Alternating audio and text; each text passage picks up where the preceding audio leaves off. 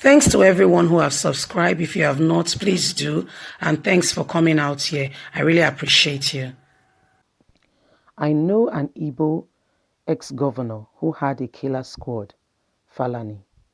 Human rights activist Femi Falani has stated that he knows a former Igbo governor who once had a killer squad that helped him terminate his political opponent.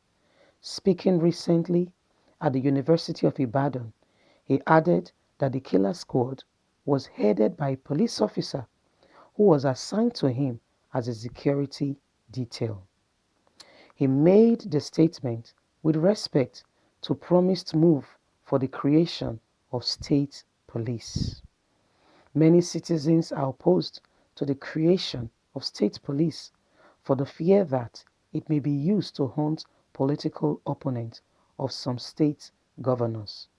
I know a state governor in the southwest who once had a killer squad headed by his chief security officer, a police officer. One of the unarmed citizens mowed down by the illegal squad was a World Bank expert. All efforts to prosecute the suspects, who were indicted in several killings of unarmed citizens by the squad, have been frustrated by the state government. The story is the same in a few other states in the country. To that extent, the fear of possible manipulation of state police is genuine. To avoid a situation whereby abuse of police power is decentralized and cause breakdown of law of order in a community, security services established by state governments should be democratically controlled. The service will be funded by state government and superintended by the Independent State Police Council of 5 members. The members of the council should be accredited representative of the state government, labor, women, youth, and the business community. The service will police the state and see to the enforcement of all laws enacted by the House of Assembly.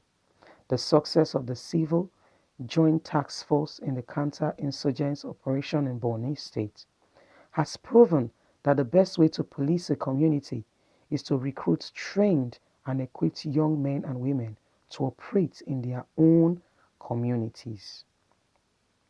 The colonial practice of posting police personnel to operate outside their states of region was meant to suppress and intimidate colonial subjects by strangers. It is a practice which has become counterproductive in a post-colonial state. Every police officer should be operating in their own community, speaking the local language and mixing freely with the people. The idea of recruiting unknown people into another community is a threat to the Nigerian democracy and as such should be critically looked at and accredited. Nigeria deserves a better rule, bringing in and looking after the people. Well, Nigerians, you've heard it all by Falani, a human rights activist lawyer.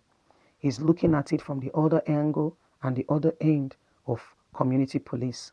Remember that Buhari said he was going to heavily fund community police. And Falani is stating here the obvious, how this will work or will not work. Community police is an effort by the state government to suppress the people. So my people, you have heard it all. The state government, they should employ police of that community that people know. That way we can curb and we can deal with Fulani headsmen and strange police officers coming to kill people in the community. If everybody knows that Mr. ABC is the police and they are people of the same community, they speak the same language, they mix freely with the people, this insecurity matter in Nigeria will be curbed to a very great level. There are ways, many ways to kill a rat. And one of the ways not to, and finally went further to explain that this policing and sending police to another community was a colonial way. And the purpose of it was to threaten the people, make them, threaten them so that they don't know the people that have come. They are not able to relate very well with the people. That was the aim. It was not meant to. It was not meant for what it is now. And guess what? Nigeria imbibed and took on that colonial way of policing, and they have sat on it very well, and they have not let it go since 1960. Falani is stating here that that is not the best way to govern the people. The best way to govern the people is to employ trained people within the community that everybody knows to govern the people of the community. Not just any Tom, Dick, and Harry. Not just anybody from another community just being brought in. They don't know the person. So people can impersonate the government. People can come there and say they were the police officers. They can impersonate. But if from the community, people that are the police, that are keeping the law and order of the community, are members, sons and daughters of the soil of, of the community, then this will be stopped. This will reduce the level of insecurity in the community. I don't know what you think about this really, but I think this will work. I think this is a good way to start, to look at what is really going on in Nigeria and to ascertain the security situation. He said one thing has worked in Borno State, and that is them employing sons and daughters of the soil. How did they do that? They employed people that they know.